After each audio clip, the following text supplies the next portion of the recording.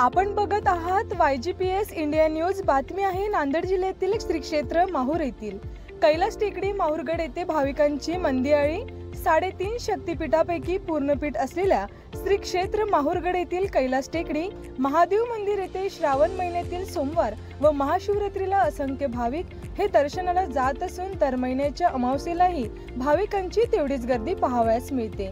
दिनांक 25 रोजी अमावस्येच्या निमित्ताने हजारोच्या संख्येने भाविक दूरवरून दर्शनासाठी आले असता आलेल्या भाविकांचे दर्शन प्रसंगी मोठी हेळसांड दिसून आली। त्यावेळी भाविकांना झालेला त्रास हा माहूरच्या प्रशासनासाठी खूप निंदनीय असल्याचे वाटते।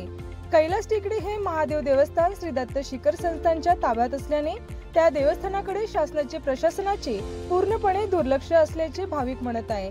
त्यामुळे कुठली सोय सुविधा तर सोडाच, पण साधा रस्ता सुद्धा चांगले नाही।